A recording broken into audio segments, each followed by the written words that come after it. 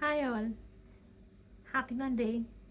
Well, today I thought to bring out the magnets that I have. You can consider this as my treasure, and I wanted to introduce my treasure to you all. So let's go one by one. The first one, which is a fish, is from Portugal.